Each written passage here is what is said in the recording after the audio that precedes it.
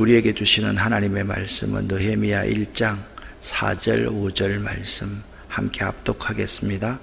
내가 이 말을 듣고 앉아서 울고 수일 동안 슬퍼하며 하늘의 하나님 앞에 금식하며 기도하여 이르되, 하늘의 하나님 여호와 크고 두려우신 하나님이여, 주를 사랑하고 주의 계명을 지키는 자에게 언약을 지키시며 긍휼을 베푸시는 주여 간구하나이다.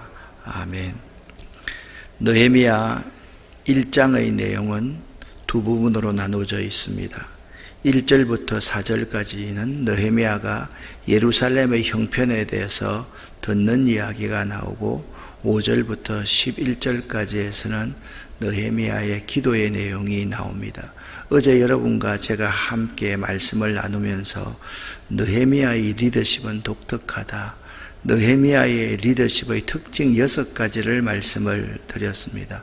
느헤미야는요, 모든 일에 기도를 앞세운 중보 기도자 리더였습니다. 조국의 환난 소식을 듣고 금식하며 기도하였고, 왕의 물음에 대해서 하나님 앞에 묵상으로 기도하였고, 대적자들의 조롱에 맞서지 않고 하나님 앞에 호소하는 기도를 드렸고, 내부의 어려운 상황을 헤쳐나가면서도 하나님의 은혜를 구하는 기도를 하였고, 자신을 모함하고 위협하는 대적들로 인해서 기도했던 리더십을 가지고 있었습니다.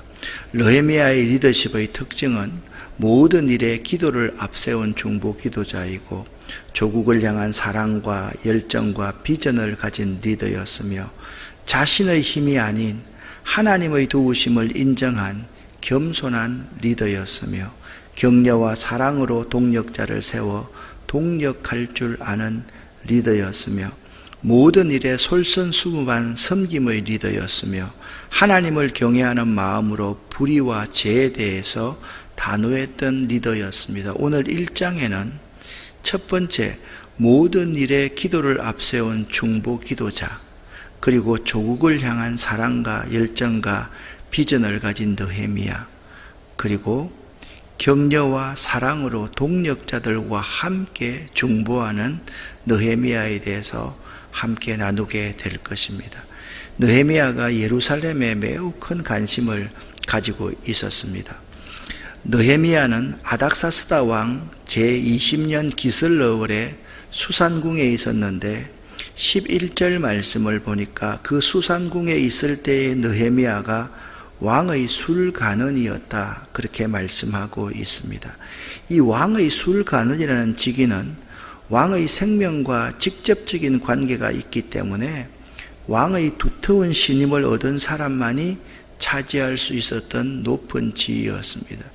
옛날에 가장 두터운 신임을 가졌던 사람이 술 맡은 관원과 떡 맡은 간원이었다.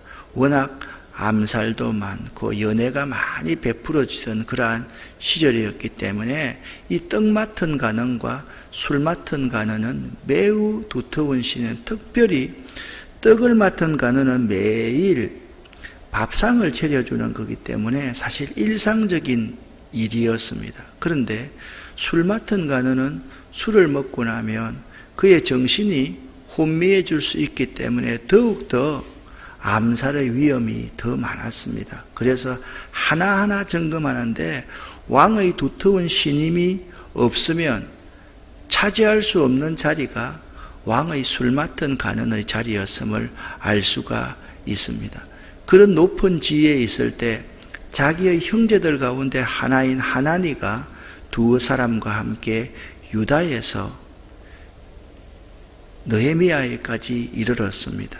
그리고서 그 사로잡힘을 면하고 남아있는 유다와 예루살렘의 형편을 그 하나니를 비롯한 그의 동료들에게 물었습니다.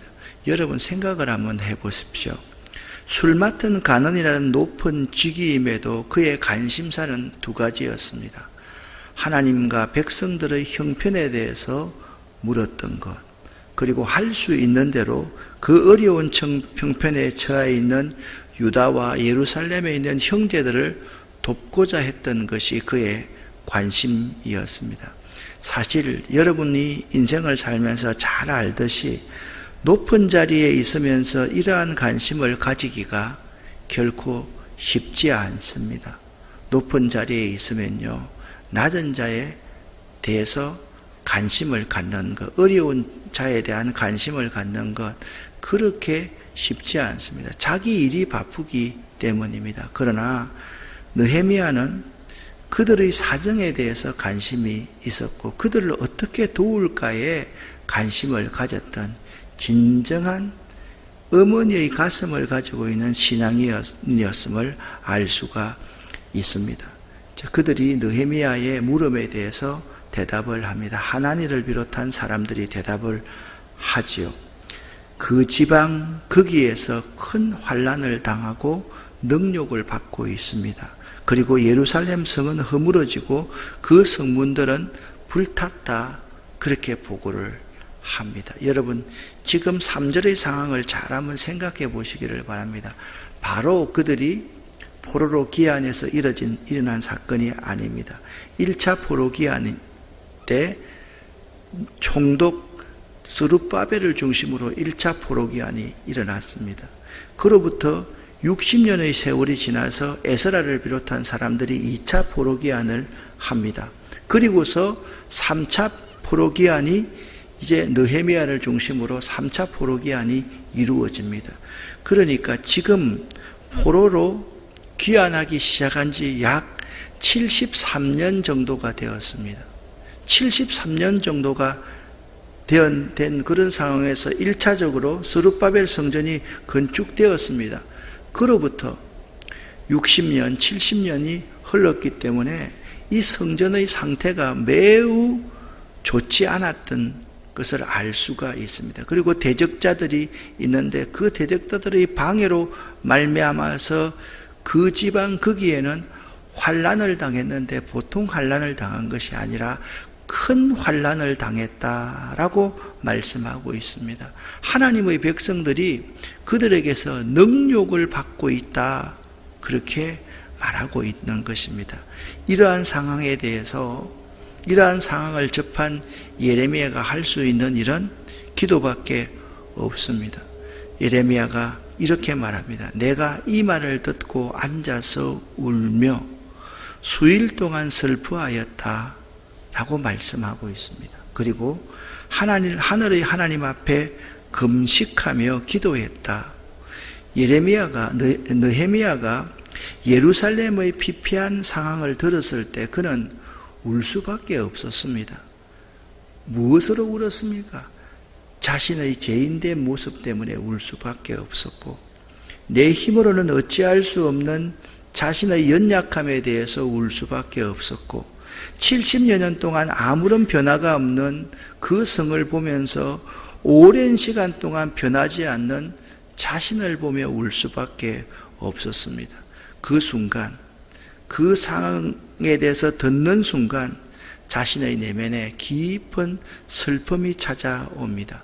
이 슬픔은요, 나는 누구인지, 그리고 이 상황에 대한 하나님은 어떤 분인지에 대한 분별의 시간이었습니다.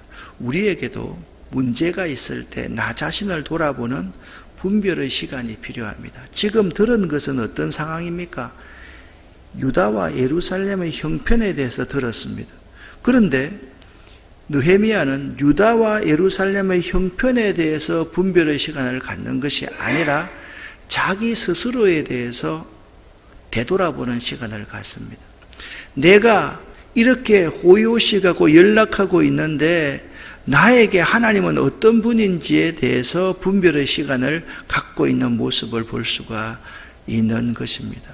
여러분, 우리 자신에게 자신의 현실을 바로 아는 분별의 시간이 참 필요합니다. 여러분 스스로가 이 새벽 제단을 통해서 자신을 되돌아볼 수 있는 분별의 시간을 가질 수 있어야 됩니다.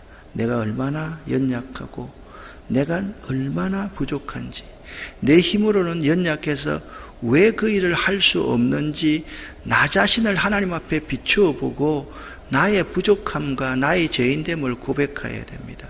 그리고 이 문제를 해결할 수 있는 분은 오로지 하늘의 하나님밖에 없음을 고백하면서 그 하나님이 어떤 분인가에 대해서 관심을 갖는 분별의 시간을 가져야 된다라는 것입니다. 5절 말씀에 그 분별의 시간에 그가 발견한 하나님은 이런 하나님이었습니다. 하늘의 하나님, 크고 두려우신 하나님이십니다. 그 하나님은 어떤 분이냐? 주를 사랑하고 주의 계명을 지키는 자에게 언약을 지키시며 긍휼을 베푸시는 하나님이었습니다. 자, 보십시오. 유다와 예루살렘의 형편을 들었습니다. 유다와 예루살렘의 형편을 듣고 나서 유다와 예루살렘에 대해서 생각하지 않고 자기 자신을 되돌아보는 시간을 갖습니다. 그리고 그 하나님을 발견합니다. 이 문제를 해결할 수 있는 분이 하나님밖에 없습니다. 그 하나님은 어떤 분이십니까? 하늘에 계시면서 지금 자기 자신의 상황도 보고 계시고 유다와 예루살렘의 그 형편도 보고 계신 크고 두려우신 그 하나님, 그 하나님은 구체적으로 어떤 분이십니까? 하나님을 사랑하고 하나님의 율례와 법도를 지키는 자에게는 그가 말씀하신 그 언약을 지키시는 하나님, 그리고 죄인이라 할지라도 그들에게 긍휼을 베푸시는 하나님께 느헤미야는 기도하고 있는 것입니다. 그 분별의 시간에 발견한 하나님이 하늘의 하나님, 크고 두려우신 하나님이었다라고 말씀을 드렸습니다. 이럴 때 우리는 하나님 앞에 기도할 수밖에 없습니다. 여러분, 기도라는 것은요, 내 문제를 보는 것이 아니라 문제 배후에 계신 하늘의 하나님, 크고 두려우신 하나님을 보는 것이 기도입니다. 그래서 기도는요, 상황과 여건을 보면 기도를 못해요. 세상 찾아가고 사람 찾아가고요, 우왕좌왕할 수밖에 없어요. 그 문제 배후에 있는 하나님, 크고 두려우신 하나님을 바라보는 것이 기도이고 그 하나님의 뜻을 바로 아는 것이 기도라는 사실입니다. 이제 느헤미야의 기도의 내용을 6절부터 11절까지 계속해서 여러분과 제가 한번 읽어보겠습니다. 이제 종이 주의 종들인 이스라엘 자손을 위하여 주야로 기도하오며 우리 이스라엘 자손이 주께 범죄한 죄들을 자복하오니 주는 귀를 기울이시며 눈을 여시사 종의 기도를 들으시옵소서. 나와 내 아버지의 집이 범죄하여 주를 향하여 크게 악을 행하여 주께서 주의 종 모세에게 명령하신 계명과 율례와 규례를 지키지 아니하였나이다. 옛적에 주께서 주의 종 모세에게 명령하여 이르시되 만일 너희가 범죄하면 내가 너희를 여러 나라 가운데 흩을 것이요 만일 내게로 돌아와 내 계명을 지켜 행하면 너희 쫓긴 자가 하늘 끝에 있을지라도 내가 거기서부터 그들을 모아 내 이름을 두려고 택한 곳에 돌아오게 하리라 하신 말씀을 이제 청하건대 기억하옵소서. 이들은 주께서 일찍이 큰 권능과 강한 손으로 구속하신 주의 종들이요 주의 백성이니이다. 주여 구하오니 귀를 기울이사 종의 기도와 주의 이름을 경외하기를 기뻐하는 종들의 기도를 들으시고 오늘 종이 형통하여 이 사람들 앞에서 은혜를 입게 하옵소서 하였나니 그때 내가 왕의 술관원이 되었느니라. 아멘. 자, 그 형편을 듣고서 자신을 돌아보는 분별의 시간을 가졌던 느헤미야는 진심으로 하나님 앞에 서서 기도합니다. 아마 이 구체적인 내용이 나와 있지 않지만 다니엘의 기도를 보면 느헤미야는, 이사야의 기도를 보면 느헤미야는 벽을 향하여서 기도하였거나 아니면 예루살렘을 향한 창문을 열어놓고 기도하였을 것임이 틀림이 없습니다. 자, 느헤미야가 했던 기도의 내용들을 다시 한번 정리해 보기를 원합니다. 첫 번째, 그 유다와 예루살렘의 형편을 듣고서 그는 슬퍼했다라고 말하고 있습니다. 이것은 느헤미야가 세상의 높은 지위를 누리고 있으면서도 그의 영혼은 지금 경건함을 유지하고 있었다라는 사실을 보여줍니다. 이처럼 여러분의 직업이나 여러분의 사업이나 여러분의 환경이 하나님의 사람으로서 마땅히 가져야 될 거룩함을 침해하지 못하도록 하십시오. 어떤 상황 가운데서도 우리는 경건을 유지할 수 있어야만 합니다. 우리의 상황이 경건의 훈련장이 될 수 있어야 된다라는 거예요. 최악의 상황도 경건의 훈련장이 될 수 있고 최적의 상황도 경건의 훈련장이 될 수 있어야만 합니다. 느헤미야는 지금 자기 백성은 모욕을 당하고 능욕을 당하고 수치를 당하고 있지만 자기는 지금 궁에서 높은 지위에 있었지 않습니까? 그럼에도 그 높은 지위에 있는 지금 자신의 상황을 경건의 훈련장으로 삼고 눈물 흘릴 수 있는 경건함을 잃어버리지 않았다라는 사실입니다. 위대한 신앙인은 그렇습니다. 우리는 좋은 상황이 되면 경건함을 잃어버리고 좀 열악한 상황이 되면 경건함을 유지하는 것이 우리의 모습입니다. 그러나 정말 경건한 사람은 어떠한 상황이든지 간에 마땅히 가져야 될 거룩함이 침해되지 않도록 자신을 십자가 앞에서 쳐서 복종시키는 사람임을 알아야만 합니다. 또한 그는 주야로 금식하며 기도했다라고 말씀하고 있습니다. 여러분 기억하십시오. 어떤 경우에서든지 성도의 가장 큰 무기가 기도이고 가장 큰 행동이 기도이며 가장 문제를 해결하는 효과적인 방법이 기도임을 명심하십시오.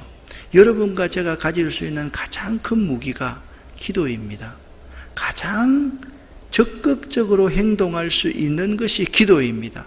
가장 그 문제를 해결할 수 있는 솔루션이 기도라는 사실을 잊지 말아야만 됩니다.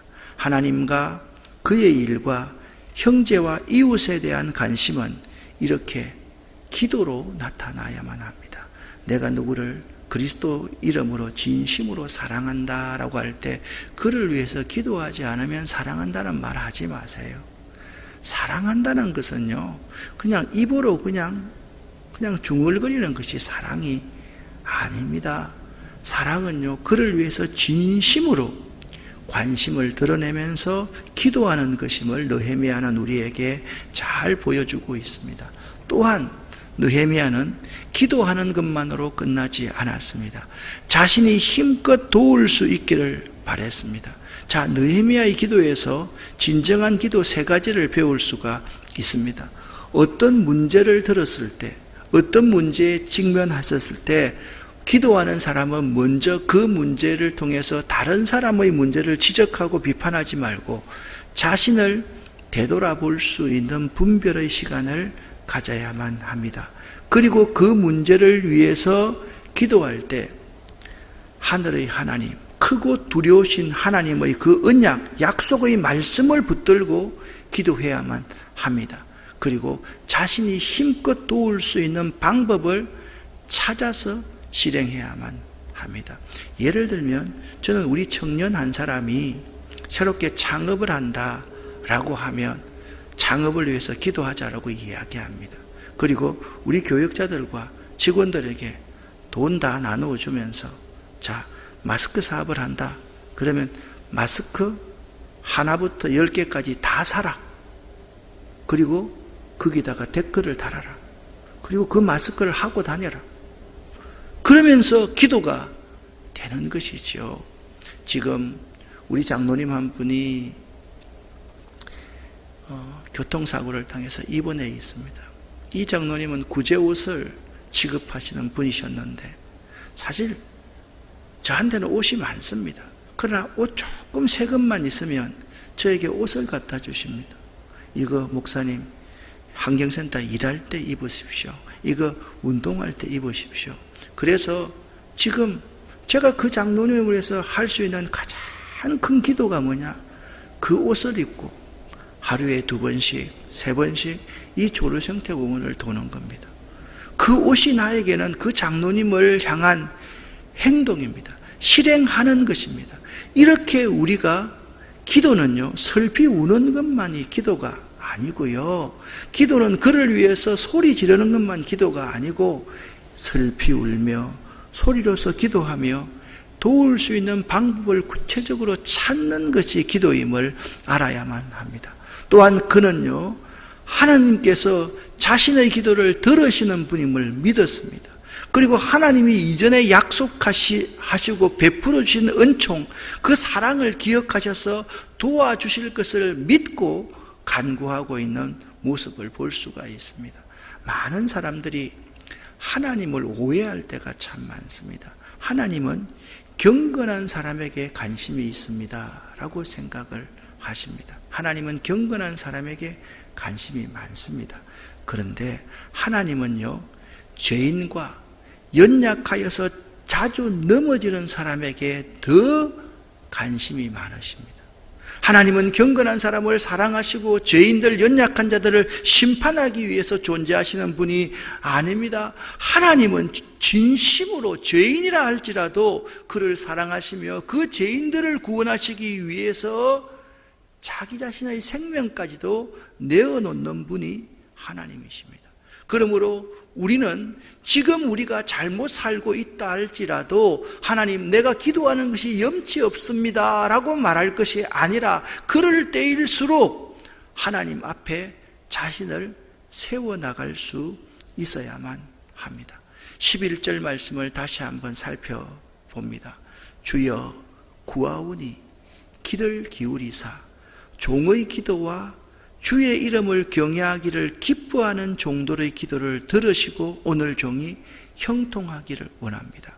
여러분, 11절 이 말씀에 의하면 이 문제를 위해서 기도하는 사람이 느헤미야 한 사람만이 아니었습니다. 이 문제를 위해서 기도하는 사람이 더 있습니까? 주의 이름을 경외하기를 기뻐하는 종들과 함께 느헤미야는 기도하고 있는 모습을 볼 수가 있습니다. 사랑하는 여러분, 여러분에게도 이러한 기도의 동력자들이 있는지 한번 스스로에게 물어보시기를 바랍니다. 느헤미야의 기도의 동력자들은 이런 사람이었습니다. 주의 이름을 경외하기를 기뻐하는 사람들, 또한 하나님 앞에서 종의 자세를 가지고 살아가는 사람들이 느헤미야의 기도의 동력자였습니다. 이러한 사람을 기도의 동력자로 삼는 사람은 복 있는 사람입니다. 여러분, 우리는 이런 사람인지, 이런 사람을 기도의 동력자로 삼고 있는지를 다시 한번 생각해 볼 수 있기를 바랍니다. 하나님 경외하기를 기뻐하는 자라는 것은 하나님만 높이고자 하는 자를 말합니다. 그리고 그 하늘의 하나님, 크고 두려우신 하나님, 그 하나님을 진심으로 경외하는 사람을 느헤미야는 기도의 동력자로 삼았다라는 것입니다. 또한 하나님 앞에 겸손한 사람, 하나님만이 자신의 주인이시며 자신은 그분의 종임을 인정하는 자, 그러한 자를 기도의 동력자로 삼고 함께 기도했다라고 말씀하고 있습니다. 사랑하는 여러분, 우리들이 문제가 있으면요,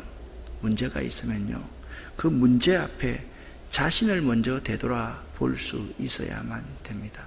하나님의 약속의 말씀을 붙들고 그때부터 그 문제를 위해서 기도해야만 됩니다.